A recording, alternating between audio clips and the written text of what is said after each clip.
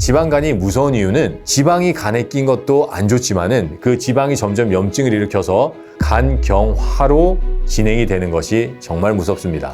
많이 먹고 움직이지 않으면 간이 엄청 더 피곤해집니다. 그러면 간은 해독 능력을 잃게 되고 그러면 간에 지방이 쌓일 수밖에 없고요. 건강한 간을 망치는 최악의 식습관은 식습관입니다. 요즘에 지방간 환자들이 점점 많아지고 있습니다. 이 지방간은 간에 지방이 쌓이는 건데 이 지방이 왜 쌓이는지를 우리가 한번 살펴봐야 됩니다. 지방이 쌓이는 경로는 두 가지가 있습니다. 우리가 인체를 살펴보면은 장이 있고요. 그 다음에 장에서 모든 영양분이나 독소가 올라가는 문맥이라는 혈관이 있고요. 그 문맥이 간으로 막바로 연결이 되어 있습니다. 그래서 우리가 먹는 음식으로 인해서 독소를 공급하게 되면은 간으로 맨 처음 가서 간이 해독을 하게끔 만들어진 시스템입니다. 그런데 우리가 계속 독소를 공급하는 식생활 습관을 하게 된다면은 간이 과부하가 걸리게 되겠죠. 그래서 이제 해독을 하지 못하게 될 때 그 독이 지방의 형태로 끼는 것을 우리가 흔히 지방간이라고 얘기를 합니다. 생각해 볼 거는 그렇다면 우리가 어떠한 독소를 간에 공급을 하느냐인데 가장 많이 알려져 있는 것이 술이에요. 술 때문에 지방간이 생긴다. 하지만 요즘에 나오는 문헌을 살펴보면은 더 이상 술이 원인이 아니라 우리가 먹는 식습관이 가장 큰 원인으로 나타나고 있는데 그게 바로 정제된 탄수화물입니다. 두 번째는 정제된 과당입니다.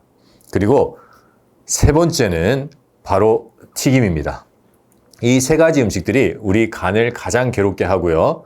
그래서 간이 그 독을 중화시키기 위해서 또 더 지방을 만들어내요.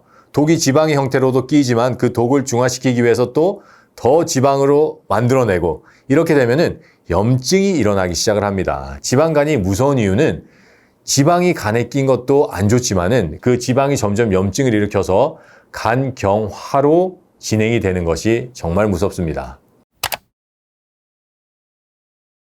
건강한 간을 망치는 최악의 식습관은 간을 아주 피곤하게 만드는 식습관입니다.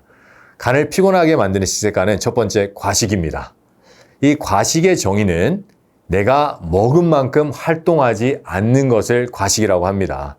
다시 말씀드려서 내가 활동량이 많은 사람은 많이 드셔야 돼요. 그런데 내가 활동량이 많지 않으면은 조금 적게 드셔야 됩니다. 그런데 우리는 이것을 생각하지 않고 배부르게 먹는 습관을 자꾸 가지고 있으면은 간이 그거를 소화시켜야 된단 말이에요. 많이 먹고 움직이지 않으면은 간이 엄청 더 피곤해집니다. 그러면은 간은 해독 능력을 잃게 되고 그러면은 간에 지방이 쌓일 수밖에 없고요. 두 번째는 간식입니다.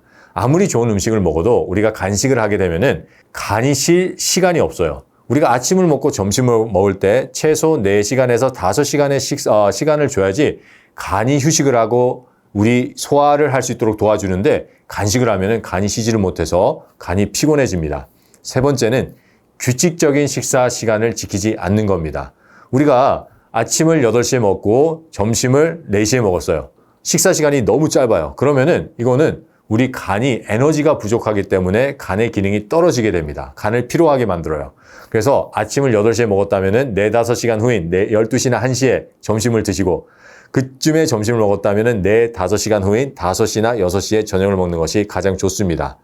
또 다른 거는 충분히 씹지 않는 것입니다. 우리가 너무 바쁘다 보니까 또 잘못된 습관 때문에 음식을 잘 씹지 않고 삼키는 게 많은데요. 이렇게 되면은 위가 훨씬 더 많은 일을 해야 되고 위가 많은 일을 해야 된다는 뜻은 우리 간에서 같이 일을 해줘야 된다는 얘기입니다. 그렇기 때문에 간이 쉬지를 못해요. 또 다른 거는 바로 합식법입니다. 이 합식법 중에서 가장 중요한 것이 과일과 채소를 같이 먹지 않는 것입니다. 우리가 과일과 채소를 같이 먹게 된다면은 우리 위에서 이게 다 섞여요. 이게 위가 딱 닫히잖아요. 음식이 들어와서. 그럼 위가 이렇게 생기면은 연동 운동을 해서 음식이 유문까지 갑니다. 그러면 유문이 닫혀 있기 때문에 압력이 생겨서 위로 다시 올라가요. 그걸 다시 우리 위가 운동을 해서 내려주고 올라가고 내려주기 때문에 우리 위 안에서는 모든 음식이 섞입니다. 그런데 과일은 당도가 높기 때문에 빨리 소화가 돼요. 이렇게 섞였을 때 여기 센서에 과일이 딱 닿으면은 유문이 열립니다. 그래서 아직까지 소화되지 않는 곡식과 채소가 같이 딸려 나가게 되고요. 이 소화되지 않는 곡식과 채소는 소장에서 흡수가 되지 않고 썩기 시작하고 가스를 발생시킵니다. 그렇기 때문에 아무리 좋은 과일과 채소라도 같이 먹으면은 간한테 독소를 공급하는 장의 독소를 만들게 됩니다.